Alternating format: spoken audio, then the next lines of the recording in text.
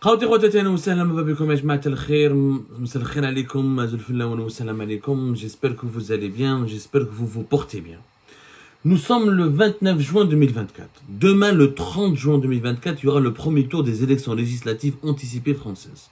La France et l'Algérie, cette année 2024, ils sont liés par leur destin politique. Parce qu'en Algérie, nous avons une élection présidentielle anticipée le 7 septembre prochain. Et en France, nous avons des élections législatives anticipées avec un premier tour demain, le 30 juin 2024, et un deuxième tour le 7 juillet 2024. Les élections législatives anticipées en France concernent directement l'Algérie, comme on l'a dit hier dans un débat que nous avons animé dans notre nouvelle émission, le studio des présidentielles algériennes. L'actualité politique française perturbe les dirigeants algériens parce que les intérêts entre les deux pays sont immenses sur le plan économique, sur le plan politique, sur le plan socio-culturel, sur le plan mémoriel. La France et l'Algérie, c'est des relations assez spécifiques. Sur le plan économique, la France, encore une fois, parmi les 3 fournisseurs importants de l'Algérie. Sur le plan, elle est aussi parmi les 3 et 4 clients les plus importants de l'Algérie. Sur le plan humain, la plus importante communauté algérienne à l'étranger, elle est en France. La langue, l'histoire, la mémoire, à cause de la colonisation et du passé du colonialisme français en Algérie. Et sur le plan politique, les dirigeants algériens trouvent toujours à Paris ou un point de refuge, ou un abri, ou des appuis, ou des alliances qui utilisent. Et la France est la puissance occidentale, la première puissance universelle qui connaît le mieux l'Algérie et qui a le plus grand, qui a les liens les plus approfondis avec les dirigeants algériens. Parce qu'elle gère avec l'Algérie des dossiers d'intérêt commun qui sont sur le plan géopolitique, sécuritaire ou là économique ou là même humain en raison de la présence démographique importante de la communauté algérienne en France. Alors, beaucoup d'analystes en France en ce moment ont emboîté le pas, si vous voulez, à Algérie. Pas, je le dis en toute honnêteté, parce qu'au début, personne ne s'est beaucoup interrogé sur l'impact des résultats, des probables, potentiels résultats des élections législatives anticipées en France sur l'Algérie, sur le quotidien des Algériennes et des Algériens, et sur notamment les agendas des dirigeants algériens. Ces derniers temps, 2 analyses en sont apparues et elles résument parfaitement, je dis bien des analyses brillantes et perspicaces qui résument parfaitement les enjeux les enjeux du côté de l'Algérie, du côté du régime algérien, de ces élections législatives anticipées dont le premier tour sera demain. Et dès demain, le 30 juin, on saura à 20h quel est le parti, quelle est la force politique qui commence ou là qui pourrait arriver au pouvoir le 7 juillet, parce que dès le premier tour, nous avons les 3 ou les 4 premières forces politiques qui devront se dégager ou là du paysage politique français. Ensuite, le deuxième tour permet de trancher et de comprendre qui va remporter la majorité absolue au Parlement français, et celui qui remportera la majorité absolue au Parlement français gagnera le poste de Premier ministre et cohabitera donc avec le président de la République, Emmanuel Macron. Donc le président de la République française, c'est un régime semi-présidentiel, il est obligé de partager un certain nombre de ses compétences et de ses pouvoirs avec son Premier ministre qui risque d'être issu de l'extrême droite. Bien sûr, tout le monde parle du scénario de l'arrivée au pouvoir de l'extrême droite et du Rassemblement national. Quel serait l'impact pour l'Algérie? Le Monde a publié aujourd'hui, le quotidien Le Monde, signé par notre ami Frédéric Bobin, un excellent journaliste que j'ai le plaisir de connaître, avec lequel j'ai échangé à maintes reprises, qui est le responsable, si vous voulez, de la rubrique Maghreb et Afrique, surtout Maghreb, dans la rédaction du Monde. Il a signé une très belle analyse entre le RN et l'Algérie, le risque d'une épreuve de force. L'arrivée aux affaires du parti de Marine Le Pen, dont l'origine est très liée à l'Algérie française, plongerait la relation entre Paris et Alger dans une zone de turbulence. Donc effectivement, le Monde parle d'au moins 3 raisons qui expliquent pourquoi entre l'Algérie et la France dirigée par le Rassemblement national, ça va très très mal se passer. D'abord, les premières raisons, c'est la raison mémorielle. Le Rassemblement national, dans ses racines, il a été créé et fondé par des nostalgiques de l'Algérie française, par des anciens cadres de l'organisation de l'armée secrète, la fameuse OS, organisation terroriste qui a tué une centaine de personnes lors de lors de notre guerre de l'indépendance. Il y a effectivement dans le Rassemblement national, son ancêtre le Front national, il y a dans son ADN des traces de l'Algérie française. Alors d'ailleurs, effectivement, plusieurs experts cités par Le Monde disent qu'effectivement un pouvoir arien à Paris empoisonnera la relation avec l'Algérie. La détérioration sera durable car la poussée de l'extrême droite en France ou en Europe est une vague de fond. Donc on s'attend à une détérioration, surtout que pourquoi le Rassemblement national ne veut pas parler d'excuses de la France pour ces crimes coloniaux, ne reconnaît pas les effets négatifs et les effets désastreux de la colonisation française en Algérie. Au contraire, il estime que la colonisation française elle a eu des effets même positifs et que les descendants, que le FLN a tué des civils français, que les moudjahidines algériens peuvent même être assimilés à des terroristes, que la France s'est battue en Algérie, c'était une guerre légitime, et que son occupation de l'Algérie n'est pas un crime contre l'humanité, que le colonialisme, en fait, ils ont une vision positive du colonialisme, ils défendent les harkis, ils défendent les pieds noirs, et pour eux, le FLN a tué autant les Français que l'armée française a tué d'Algériens, donc ils sont dans un discours qui est loin de la repentance, loin de la reconnaissance historique, donc il ne faut pas s'attendre, si le Front National, si le Rassemblement National arrive au pouvoir à Matignon, mais aussi du Premier ministre, le siège du Premier ministère ici à Paris, il n'y aura pas de restitution des objets historiques volés par la France, volés par le colonialisme français à l'Algérie. Il n'y aura pas de reconnaissance des méfaits et des crimes commis par le colonialisme. Toutes les démarches accomplies par Emmanuel Macron en faveur de ce qu'on appelle de la décrispation mémorielle et des gestes de rapprochement vis-à-vis de la mémoire du peuple algérien pour reconnaître les atrocités de la colonisation française, toutes ces démarches seront annulées, totalement annulées. Et ils le disent d'ailleurs, ils le disent, les patrons pour le RN, il n'y a pas du tout, il y aura jamais de repentance. Par exemple, en 2012, par exemple, Madame Marine Le Pen avait dénoncé des gestes, non, c'est en 2021, elle avait dénoncé les gestes amicaux d'Emmanuel Macron à l'égard de l'Algérie lorsqu'il voulait reconnaître un petit peu ou faire des gestes mémoriaux, créer une commission à l'accord de 2022, le partenariat privilégié, le partenariat renouvelé entre Alger et Paris. Ils ont créé une commission d'historiens entre les historiens algériens et français pour mettre en place des mécanismes de reconnaissance historique des méfaits de la colonisation. Sur ce chapitre-là, déjà il y aura une guerre, une guerre vraiment diplomatique entre Alger et Paris. La gestion des flux migratoires.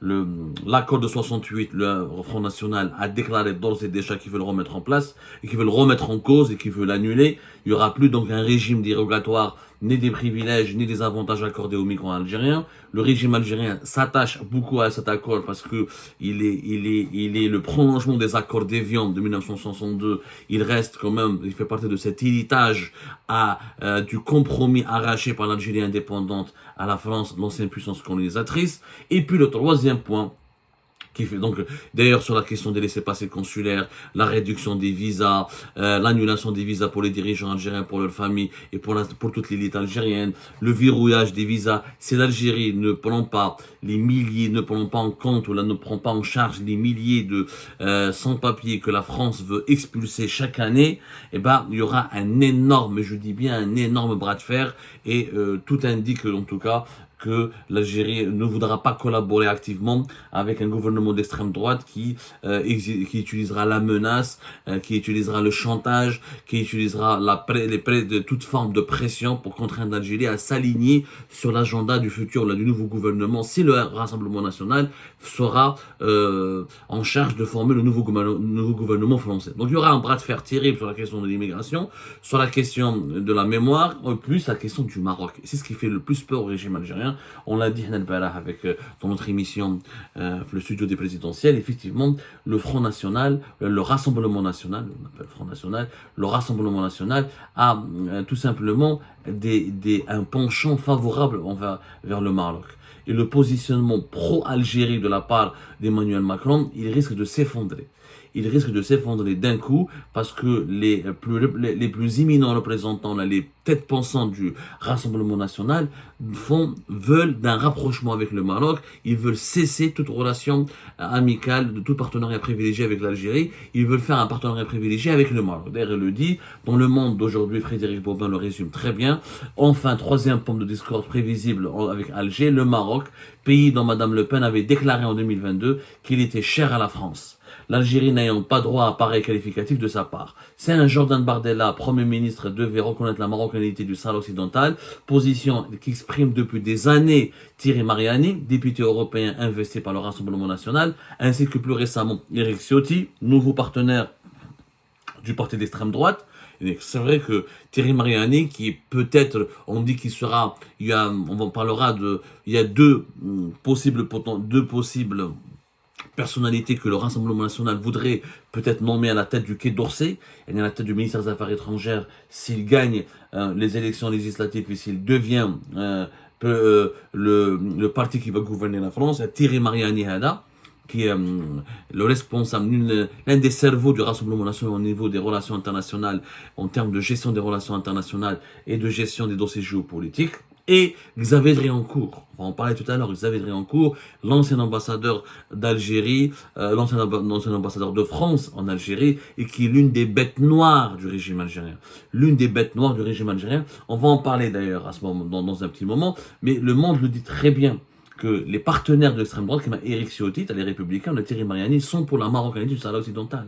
Et avec un gouvernement Rassemblement national, un nouveau gouvernement Rassemblement national, ce ne sera pas comme Emmanuel Macron. Le Quai d'Orsay sera dirigé par le gouvernement. Les compétences du président de la République vont énormément être limitées parce que l'exécutif sera entre les mains du Premier ministre et le Rassemblement national va beaucoup se rapprocher du Maroc.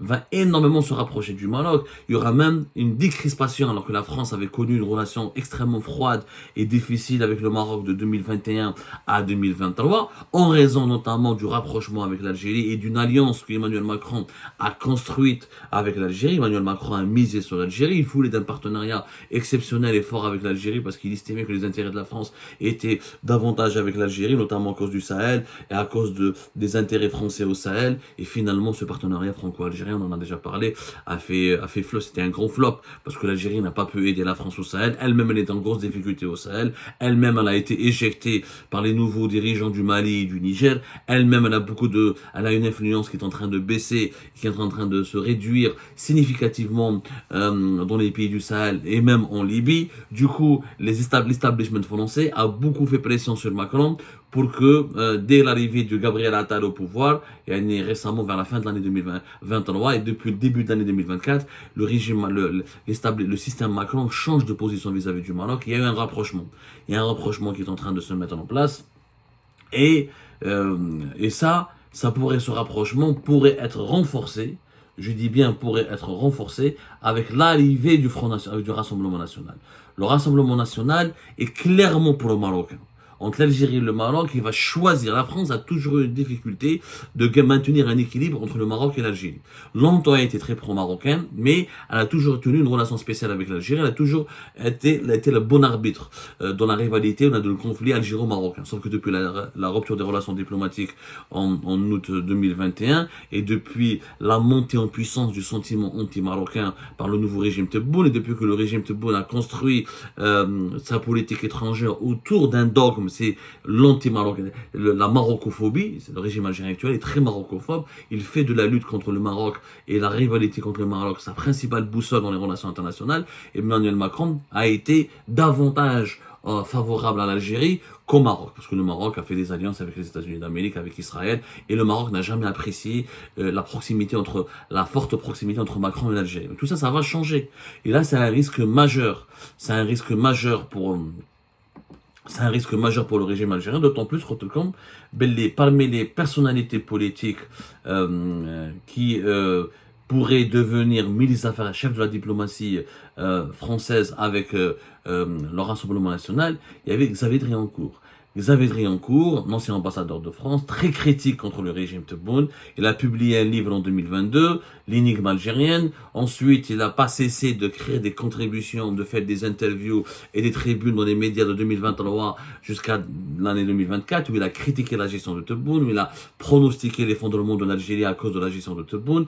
Et d'ailleurs, c'est l'un des diplomates français qui lui aussi a beaucoup critiqué la proximité, l'alliance d'Emmanuel Macron avec l'Algérie. Il a appelé sans cesse et régulièrement à ce que la France change de politique à l'égard de l'Algérie, qu'elle soit beaucoup plus ferme parce qu'elle n'a rien à gagner avec l'Algérie, qu'elle se rapproche du Maroc, qu'elle arrête de narguer le Maroc au profit de l'Algérie, que les intérêts de la France sont beaucoup plus importants au Maroc qu'en Algérie. Ça, monsieur Xavier Driancourt l'a dit régulièrement et comment dirais-je, il a même expliqué, il a bien schématisé dans ses interventions. D'ailleurs, l'une des peurs, l'une des hantises du régime algérien, c'est que peut-être M. Driancourt pourrait devenir ministre des Affaires étrangères. Alors, Le Monde rapporte par exemple que M. Driancourt a rencontré Mme Le Pen une fois et Jordan Bardella à 2 reprises, et bien qu'il démente fermement leurs conseillers sur l'Algérie, son nom circule comme un possible futur ministre des Affaires étrangères d'un gouvernement Rassemblement National. On ne m'a encore rien proposé, il a répondu Xavier Driancourt au Monde. Si ça devait être le cas, il y a 99% de chances que je refuse, car je ne suis pas un politique, précise-t-il, tout en laissant planer le doute sur le 1% restant. Et Driancourt était très intelligent. C'est un gars extrêmement intelligent. Il dit que moi, je veux pas... D'ailleurs, il a refusé d'être candidat du Rassemblement National pour les élections européennes, mais il est resté très proche d'eux. Il a rencontré Bardella à 2 reprises. Il les a conseillés. Il refuse de dire qu'il les conseille, mais il leur donne des idées, il leur donne des propositions, il partage avec eux leurs idées, ses idées à lui. Quelque part, c'est leur conseiller. Il est devenu un conseiller de l'ombre. Et si Driancourt devient ministre des Affaires étrangères, bye bye avec le régime algérien. Le régime Tebboune, l'un de ses pires cauchemars, c'est Xavier Driancourt qui, depuis 2022 jusqu'à 2024, Driancourt n'a pas cessé de critiquer, de remettre en cause la légitimité du régime Tebboune, de l'attaquer, de pointer du doigt son efficacité et de noircir son image. Et Xavier Driancourt fait partie de ces poids lourds de la diplomatie française qui n'ont pas cessé de demander une remise en cause des relations franco-algériennes actuelles et un nouveau repositionnement de la France davantage favorable au Maroc qu'à l'égard de l'Algérie. Donc l'Algérie est extrêmement en grande difficulté à cause de ces élections législatives françaises. On l'a dit hier, ça va énormément. L'issue des élections législatives françaises va énormément, je dis bien, va énormément perturber l'Abdelmajid Tebboune, sa candidature et sa campagne pour le 2e mandat et l'organisation d'une élection présidentielle anticipée en Algérie. Parce que la France est le principal partenaire. C'est la principale partenaire du régime algérien. De toutes les grandes puissances universelles, la France, membre permanent du Conseil de sécurité, puissance nucléaire, l'un des poids lourds de l'Union européenne et de l'Occident, c'est la seule puissance universelle qui est proche et qui parle avec le régime algérien. Emmanuel Macron a été le seul représentant d'une grande puissance universelle qui est venu en Algérie, qui a fait une grande visite d'État, qui a signé un document d'un partenariat renouvelé ou d'un partenariat stratégique. Les autres pays, comme la Turquie, c'est une puissance régionale, mais ce n'est pas une puissance universelle. Ce n'est pas une puissance nucléaire, ce n'est pas un membre permanent du Conseil de sécurité, ce n'est pas, encore une fois, la Turquie, même si elle est une puissance qui monte, mais ce n'est pas l'équivalent de l'Allemagne, ce n'est pas l'équivalent des États-Unis. Donc la Turquie, son influence reste limitée. Elle est importante dans la région, mais elle n'est pas aussi prestigieuse, elle n'est pas aussi impactante, elle n'est pas aussi percutante au niveau du système des relations internationales, du système dans l'ordre mondial, dans l'ordre géopolitique mondial. La Turquie n'est pas aussi puissante que la France. Donc le régime Tebboune a besoin d'un rapport apaisé avec la France, d'un soutien de la part de la France pour qu'il puisse se maintenir au pouvoir et garantir sa propre pérennité. D'ailleurs, Xavier Driancourt a publié une belle tribune là-dessus, on l'analysera plus tard, et lui ici, il explique pourquoi une montée au pouvoir du RN en France sera extrêmement défavorable au régime algérien. On reviendra sur ce sujet dans une toute autre émission.